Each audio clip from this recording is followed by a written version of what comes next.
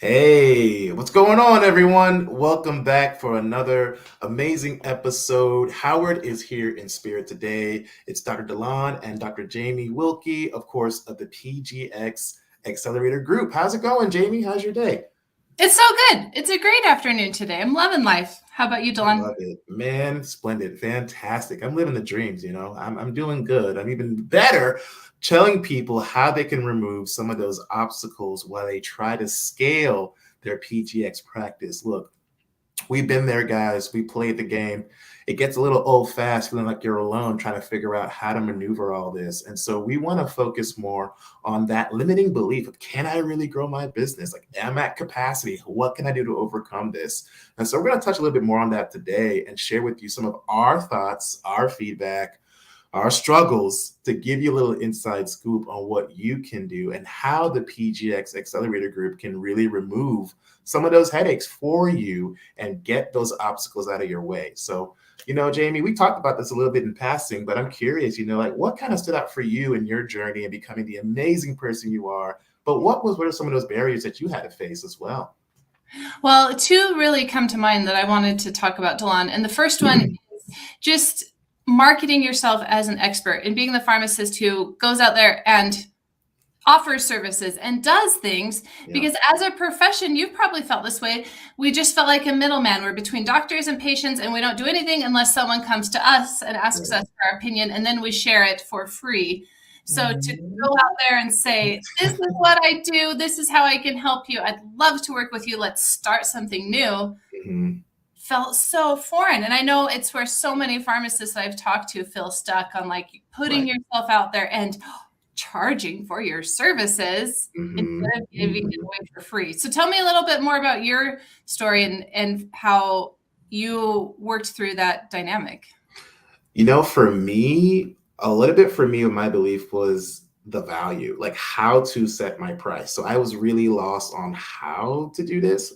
So they're thinking, okay, we're going to pay you to teach us how to do something. I'm like, well, on the back end, I'm showing how you could save money on your side by reducing resources from preventable harm, from potentially optimizing therapy, and really getting that lingo that I think providers need to hear, not what my pharmacist brain wants to say. So getting into the door of leveraging not only the labs we work with, but giving them the, hey, here's an inside scoop. You want a sample? I got you. We can do a demo with some of these labs and just say, you know what? Do this for yourself.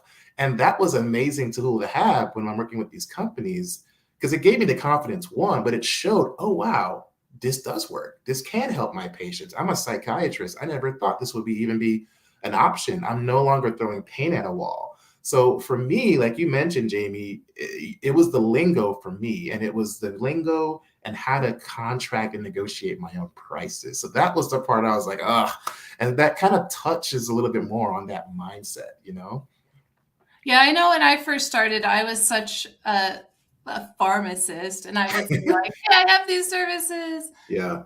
Let me know if it works for you. And like, people never get back to you. And so it's how to advocate for yourself, how to solve the pain points for the avatar you want to work with, whether it's an institution, a prescriber, or patients individually, how to meet those points and take them through the next steps, rather than, well, if I'm of value, someone will come to me and offer me their money. You have to be an intelligent business person and run a business, because in order to have success, you have to help people and have that exchange of money, exchange of energy. Yeah, that whole let me know how you feel doesn't make money. It took me a while to change. I'm like, no, when you're ready to make the move, let's go. Like, here's my time. And you have to be a little more assertive. And that's something, it's like, well, I'm just a pharmacist. Again, it's a mindset shift. So it's so crazy you mentioned that. I just remember those emails, just, all right, leaving it trailing, and nothing came of it. So I don't want to be pushy. I don't want to be salesy. I'm just going to leave it to you, and you can decide. And that's not how it works. People want to work with you, and you have to make it very easy and clear for the next step. And that actually kind of leads me to the second point that I wanted to talk about, which was setting myself apart as an independent pharmacist, because almost everyone I talk to, from clinics and institutions and patients individually, very few people had ever heard of an independent pharmacists. So when I told them that I use PGx testing as part of my CMM, or comprehensive medication management, their first question was like, "Oh, so you're like a lab rep? You work for a lab?" I'm like, Right. no, Okay. I don't work for a lab. There's several I use. I'll pick one that's appropriate for you, but I'm not a lab rep. I'm not like out there to peddle PGx testing. This is a core part of how I treat my patients. And I look at the whole patient and treat them appropriately, and not just like, oh, let's get as many PGx tests as possible, earn all this money, and then see ya, goodbye. Right. That's not what Yeah. we do at all. That's No. a terrible misunderstanding. So Right. what is your experience in that? Have you had people have the similar misunderstanding too? Yeah, for sure. I've had the lab jargon. I've definitely got the, well, that's a Medicare scam. Because I work more with the geriatric population, so they get tons of calls and spam about these people. We'll get you a free test, and they don't read the blueprint, and they find it's really a way to just build their insurance and then not even give the test. And I've had patients who've had family members who experience this, so it's crazy. I'm like, no, ma'am. I don't operate that way. Just like you, Jamie, I do a CMM process. It's a continuous process. It's not a one stop and done.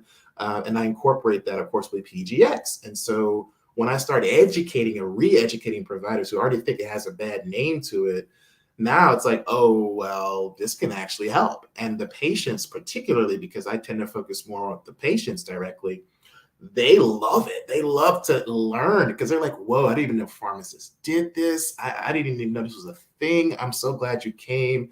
So that whole mindset shift, I again had to overcome and realize, you know what? I'm destined to help people. I'm going to leverage what I've learned and how my expertise can really, really save lives. And so it's not another scam, of course. This is a way to literally give continuing care and give that impression that I feel pharmacists desire, that the physicians just are lacking in this space. They don't know about this stuff, right? They have a lot on their plate. It's COVID still, and they're strapped for time. So again, we are offering a commodity, and then you had to get into the mindset of shifting from, oh, I'm just another pharmacist who's cool, to I am the pharmacist who's got your back. And that took me some time to get comfortable in those rooms where I'm like, oh, you deal with all this. How do I speak to you? I'm like, speak to the problem. Speak to the problem. So that's mindset right there.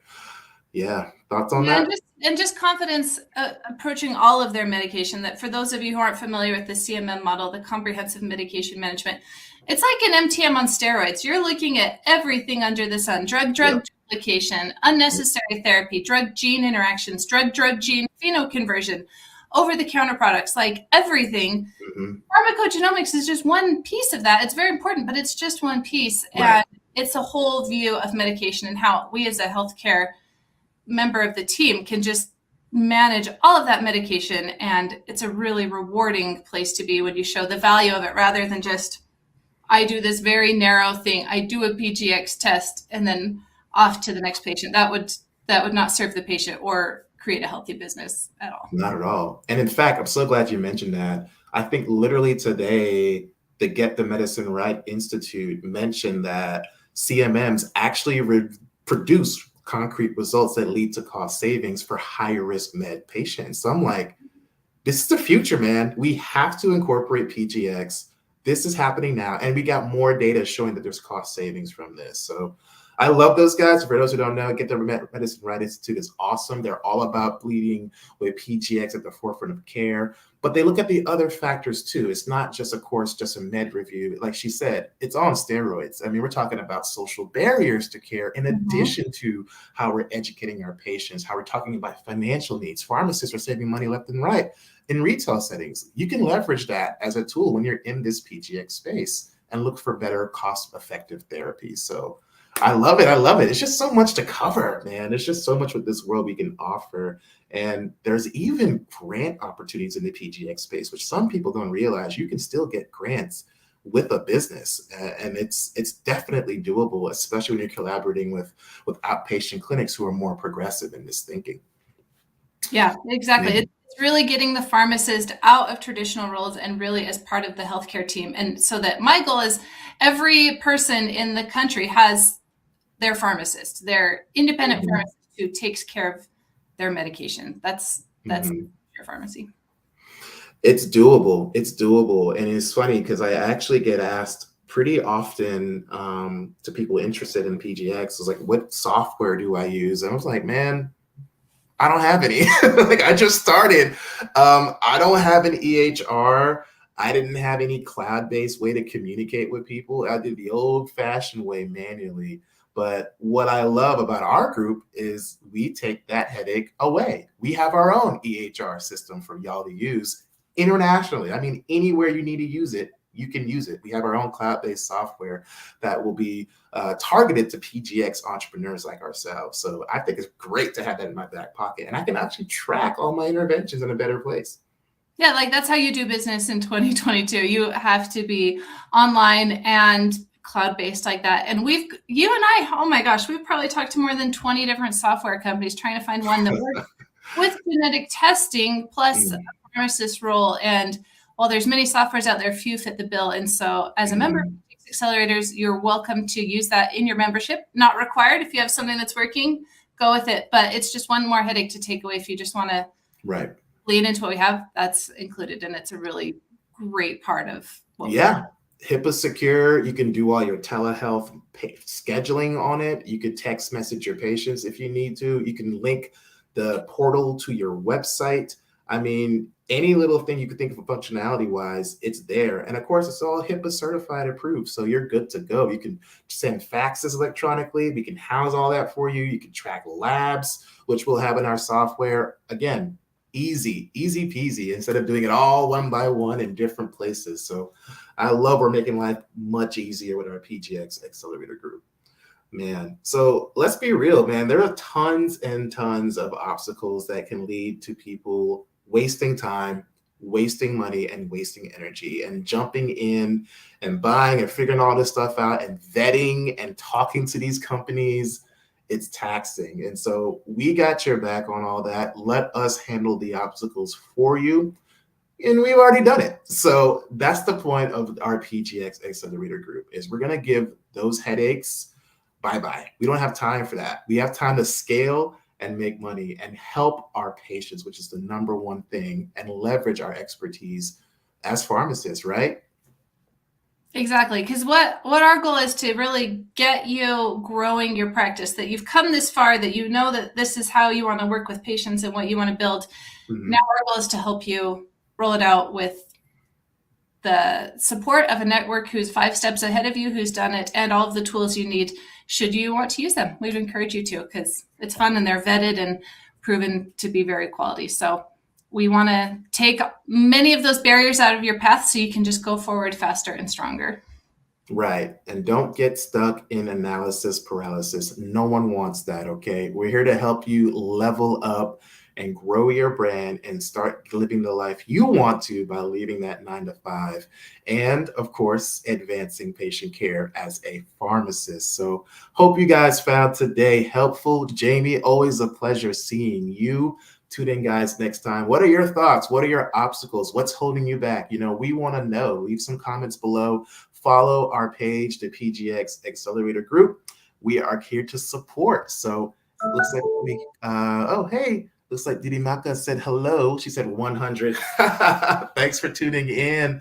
But yes, we drop facts here. We just want y'all to get the best you can out of healthcare and hopefully leave that 9 to 5. So Jamie, take it easy, okay? Good seeing you. Thank you. See ya. All right, later, guys.